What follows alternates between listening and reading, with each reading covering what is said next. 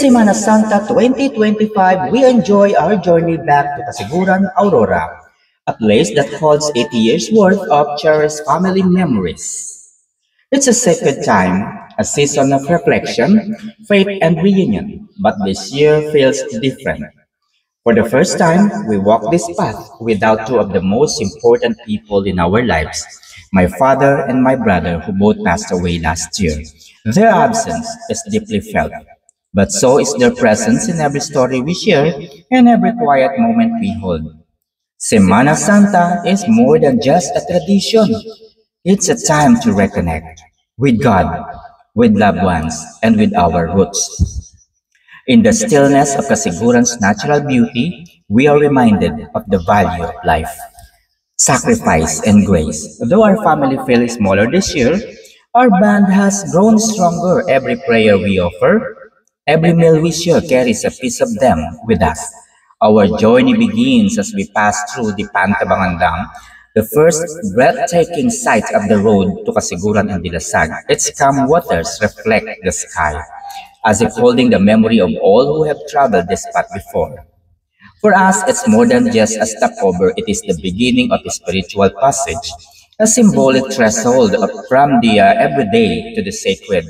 This is a tribute not only to the traditions of Semana Santa, but to the love and legacy of those we've lost. It's a way to keep them close, even as we move forward. In every laugh, every shared silence, every sunset over the mountains of Aurora, we carry them with us. And that is the true spirit of Semana Santa. Remembrance, renewal, and unbreakable family ties. Ang Semana Santa ay panahon ng pagninilay, sakripisyo at pananampalataya. Para sa maraming pamilyang Pilipino, hindi ito tradisyon lamang, isa itong sagradong pagkakataon para magpahinga at magsama-sama. Ngayong 2025 na pagdesisyonan ng aming pamilya na ipagdiwang ang Semana Santa sa Kasiguran, Aurora. Isang lugar na napakapayapa, tahimik, maganda at punong-puno ng alaala. Pero higit sa lahat, ang biyahe na ito ay isang paglalakbay ng pag-alaala at pasasalamat. 8 taon na ang nakalilipas mula nang huli kaming magtipon-tipon bilang isang pamilya. Masaya, maingay, puno ng dasal at tawanan, pero ngayon may kulang.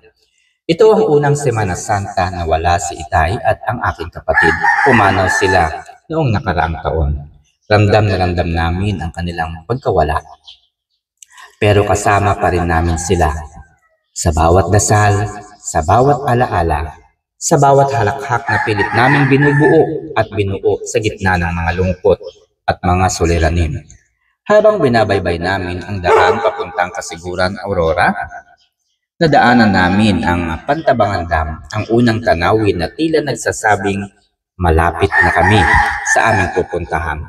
Ang lawak at katahimikan ng tubig dito ay parang paalala na minsan kailangan nating huminto at damhin ang lalim ng buhay. Isa itong paanyaya para magnilay, para mas lalong maramdaman ang kahulugan ng linggong ito. Pagdating namin sa Kasiguran, Aurora, naalala namin ang Semana Santa ay hindi tungkol sa paggunita sa nakaraan, kundi pati na rin sa pagyakap sa kasalukuyan, sa pagmamahal sa pamilya, sa pananampalataya at siyempre sa pag-asa. Sa katahimikan ng probinsya, sa alon ng dagat at sa taimtim na pagdarasal ng Biyernes Santo, unti-unting naghihilom. Oo, pero may lungkot. Pero may pag-asa din, liwanag na dala ng pananampalataya, pagmamahalan at pangakong muling pagkikita sa tamang panahon.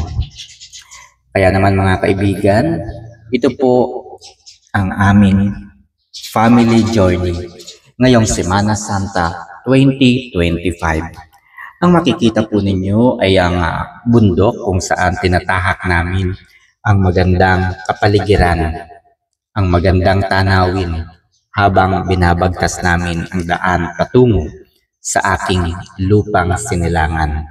Kasiguran, Aurora, at hanggang sa patungo po ng Dilasag, Aurora, kung saan ako po ay nagtapos ng elementarya. Dito po ay pinaglingkuran ng aking mga magulang ang ating gobyerno, sapagkat ang aking ina ay nagturo dito sa Dilasag, Aurora sa loob ng 3 dekada. Gayon din naman ang aking ama na isang pulis, si Patrolman Virgilio Pagaduan Bungolan. 3 dekada ang talaga namang sinikap ng aking ama upang kami po ay mapagtapos ng pag-aaral.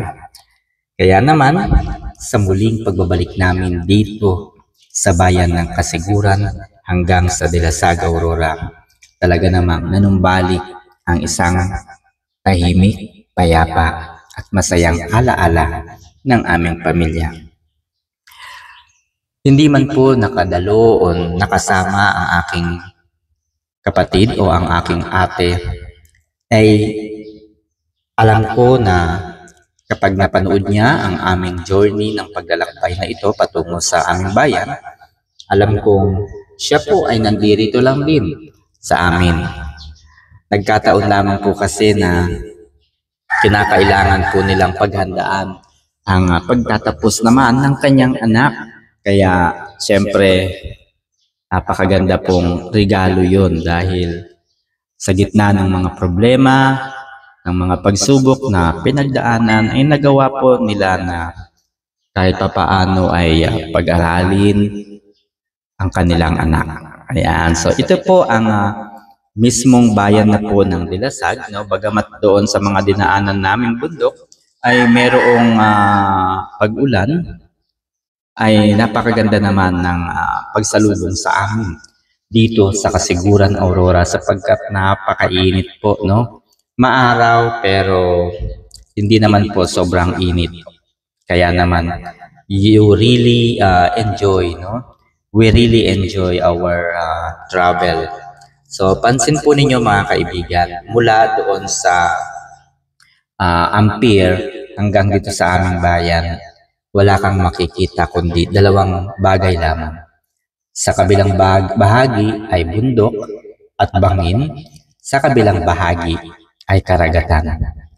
Kaya talaga namang mapapahinto ka talaga sa bawat gilid at mapapakuha ka ng mga naggagandahang mga larawan. Ayan, kaya naman lahat po ng mga dumadaan dito habang nagbabakasyon po sila ay talaga namang sinusulit po nila ang bawat daan sapagkat nakakakuha po sila ng magagandang alaala, magagandang view siyempre. Kaya naman ang Aurora po ngayon ay naging lugar ng turismo dahil sa gagandang mga tanawin. So sa parte po ng Baler ay sobrang dami na po, no, ng mga beaches. Ito po ang Canawer Beach na kung saan ay lagi kaming naliligo dahil sa likas na kagandahan po ng lugar. No, white sand po ito at syempre wala pang bayad. Ayan. So, mai-enjoy mo talaga ang maghapon mo dito. Magdala ka lamang ng mga magagamit mo sa pagluluto at iba pang mga, kapag magkakamping ka, magdala ka ng tent. So, maaari kang maligo anytime, kumain, maligo, magpahinga, maligo. Yan, dahil po free itong lugar. So, kakaunti pa lamang po ang naliligo dito sapagkat ito po ay araw ng Miyerkules. Asahan po natin na kapag Sabado po, no? Pagdating po ng Sabado de Gloria, malamang po ay punong-puno ang lugar na ito. Dahil nga po hindi mo na kinakailangan magkaroon pa ng, kumbaga hindi ka na magbabayad dahil nga po libre. So ito po, no, di ba, nag-e-enjoy lamang po ako dito habang pinapahupa ang init ng araw. Sapagkat umalis po kami sa Cuyapon, Nueva Ecija, ganap na 3:30 ng madaling araw. At nakarating po kami dito sa Kasiguran ng alas 11, no, ng tanghali. Kumain lamang po kami ng tanghalian and then nag-travel po kami papunta ng dito po sa Canawar Beach, roughly around 1 o'clock to 2 p.m. Alright?